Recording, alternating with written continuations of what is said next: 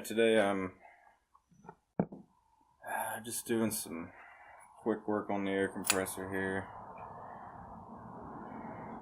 I've got one electric motor that won't run, and I've got one pump that won't pump. So I'm going to change the oil. This is the compressor pump that's actually working. The problem with the other pump are the valves.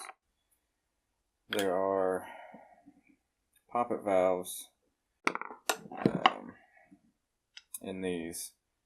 This is the output valve. Feeds through this. I've got a hose barb on it. Really, it should have compression fitting, copper tubing going to the tank, because this will get hot up here.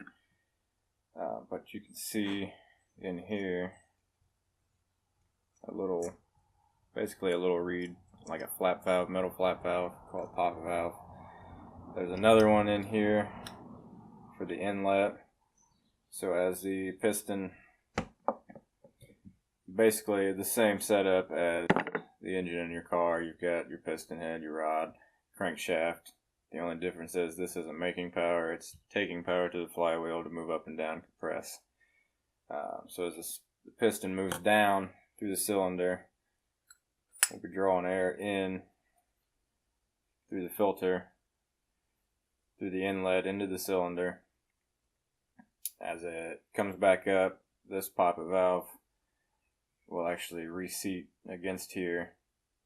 They're one-way valves, so that as this piston comes back up, pressure builds, it'll push this valve out and allow compressed air through there. We've got the cylinder pulled off. Just checking it out. I might take the hone through there, I'm not sure yet. Changing the oil in it. This is what we had in there. Not real pleasant looking, so I'm going to go ahead and change that out before we put it all back together with a different motor. Got some crud in there. I'm going to try to rinse this out a little bit.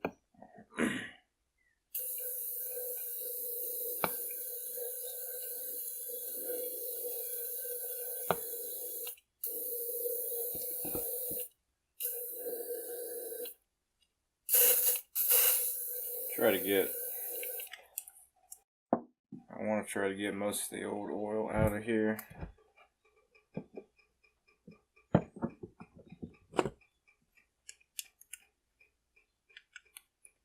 I know it's probably not the best idea to use WD-40 for this. It is a mild solvent for cleaning.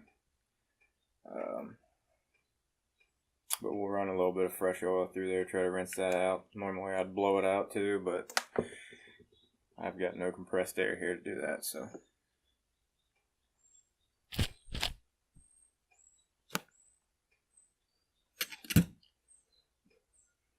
Let's see if we can kind of wipe some of it out of here with the shop rag.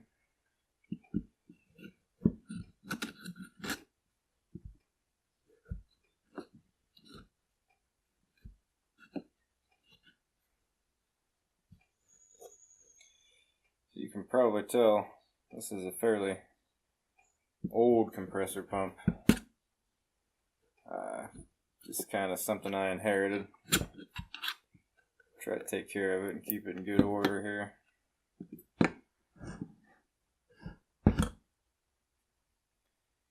And everything's fine. It still seals properly. It still pumps well.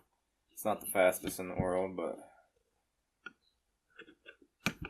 the only issue is the motor that was running it kind of took a crap on me. It might just need a new starting capacitor. I'm not sure, but I've got an extra one horse electric motor in the shop here that I'll go ahead and set up on it. Alright, so I know a lot of guys will say there's a special compressor oil that you should use, the special. special compressor oil is going to be some sort of non-detergent 30 weight.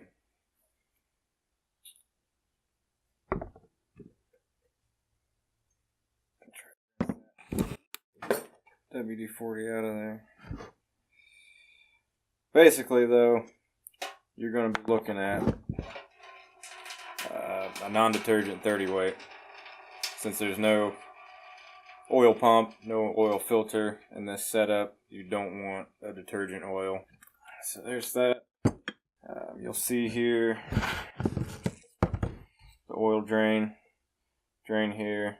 I believe this is for fill.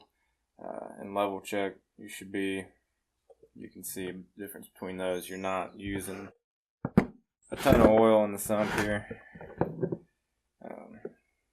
Since I've got it apart, I'm going to just kind of approximate to where that level should be. And then we'll check it later.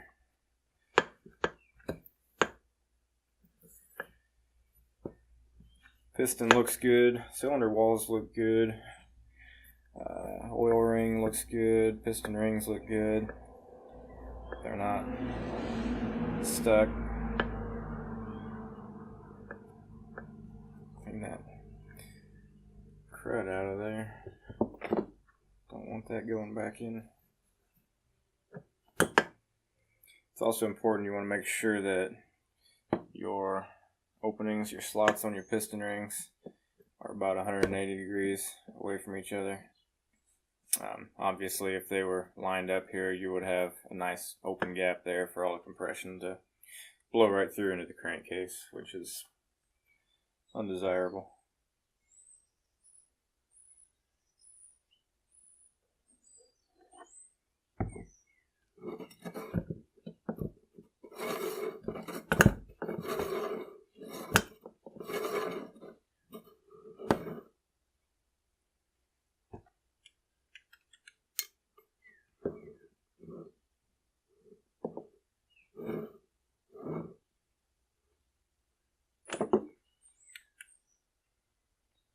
That looks about right there. Maybe just slightly overfilled, but I'm not too worried about crank slapping this.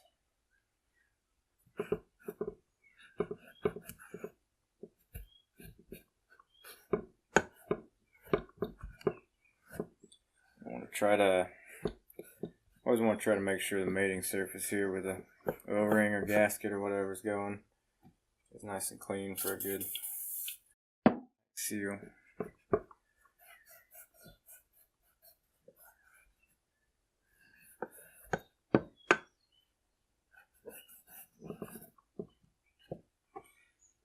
Alright, now we're ready to go ahead and throw this cylinder back on.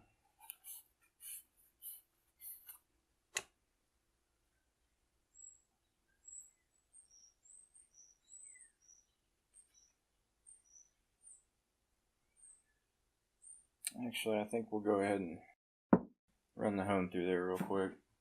Alright, so we're going to go ahead and run the hone through here real quick, give it a little fresh crosshatch. You want to have a little bit of lubricant on your stones.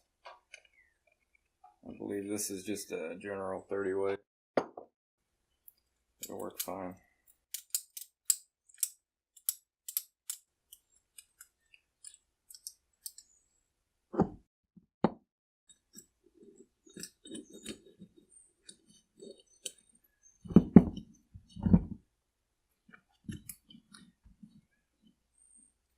Now the trick here is kind of a steady motion as we go.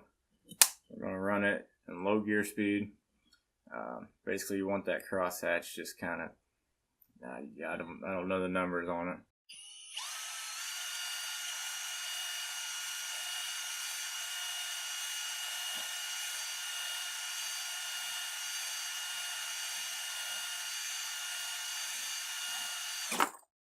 And that should work. Let's have a look at her.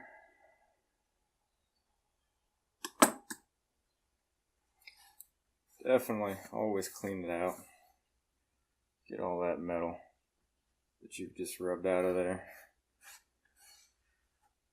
before you put it back together. Have a look.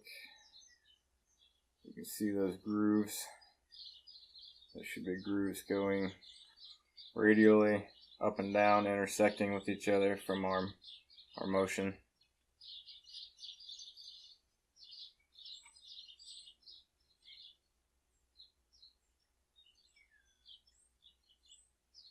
Probably could have been a little bit better, but that will do.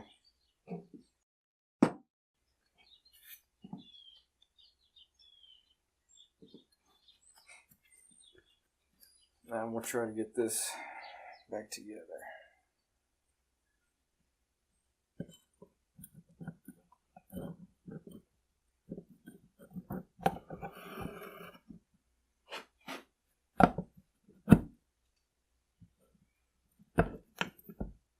This would definitely be easier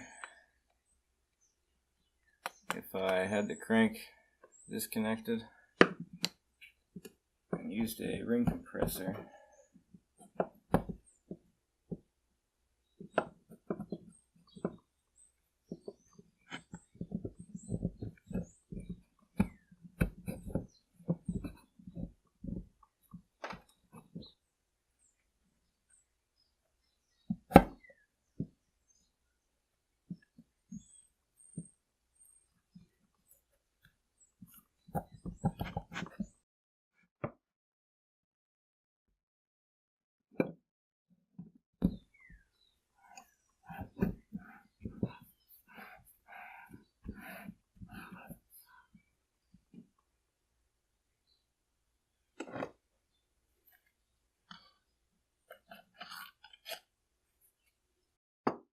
Now, since she's all cleaned out and we haven't run it yet, I'm going to put a little bit of oil on the cylinder walls in here,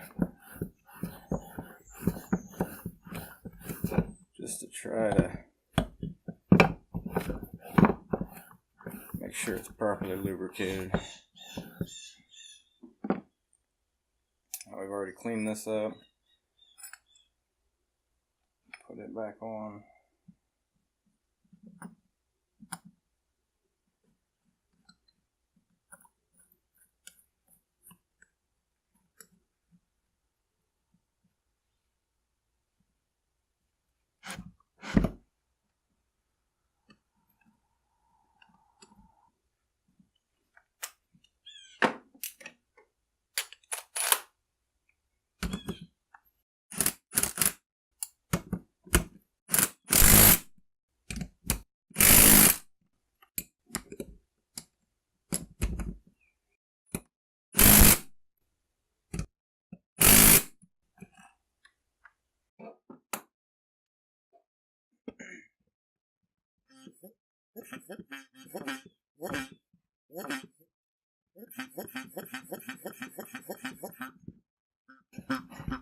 Nice seal. Alright, this should be ready to go. Get it set up on a plate with the motor.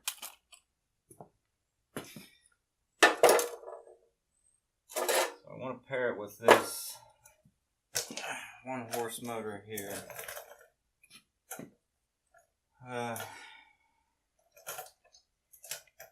Probably going to play around with the pulley size a little bit to see what we can handle with this, and I intend to rewire this motor hopefully today to run off at 220 instead of the 110.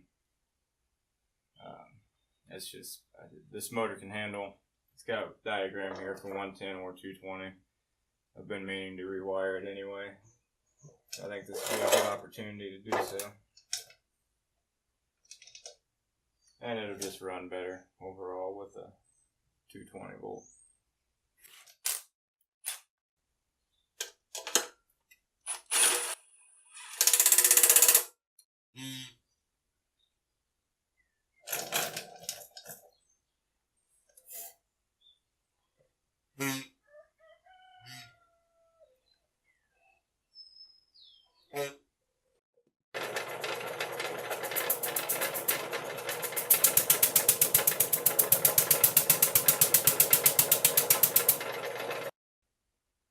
can see here is a little wiring diagram. This motor can be run, like I said, on 110 or 220. Right now it's wired up low voltage 110. So right now lead 1 is going to brown, or no, yeah, lead 1 goes to brown. Violet, pink, and red are just tied together, and then orange, blue, and black go to lead 2. Right now, orange and red are swapped, so we've got violet, pink, and orange going together, and red, blue, and black going to lead 2. And that tells you here to reverse the direction, you just swap red and orange. So what we're going to do is undo this, switch it to the high voltage wiring, where brown will still be lead 1, violet will go nowhere, pink, blue, and red would come together, but we need to swap orange and red to make sure we're still going the right direction. So we'll have black and red going to lead 2, pink, orange, and blue tied together. And we'll show you, if we can see back here, how the wiring is currently. It's a nice little mess, but we'll get started on swapping these around. So the primary reason that I want to swap this to 220 volt, 240, whatever you want to call it, it's running, it has no trouble. This motor actually has a little bit bigger pulley on it. Same size, I didn't change the pulley size on the pump. I wanted to put a little bit bigger pulley on the motor than it's got, but it's not wanting to come off through any kind of coaxing, so we're going to leave it for now, I guess. But it does have a little bit bigger pulley than what the other motor had on it. So basically all that means is this one's going to turn the pump a little bit faster, which will give us a little more airflow. We'll fill the tank a little faster. Not significant, but so anyway, it's got no problem running the pump, but this motor is getting hot and shutting down the thermal overload switch. You can hear that. It was tripped. So we're only getting about 50 psi out of it before it overheats and shuts off. So I'm hoping that if we switch it to the 220 volt, it's going to draw less amps, run more efficiently on what it's got, and that should help it to stay a little cooler and hopefully not trip out on us. So let's see. For high voltage, we want brown. We'll still go to lead 1. We need to pull violet out. It will go nowhere, so we will cap it off.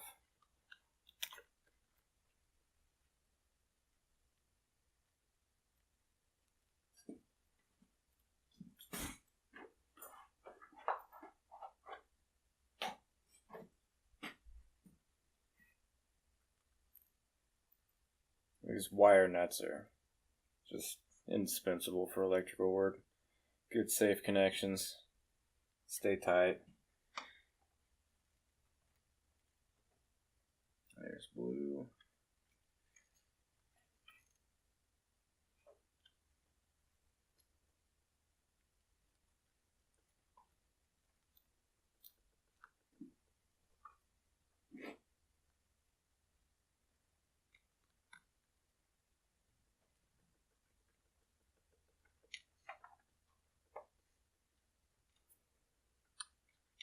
Green. I think this is a grounding line. This wasn't actually connected to anything when I opened it up, so we will leave it, but we will cap it off. Now we're left with brown for lead 1, red and black Red and black will go to lead 2.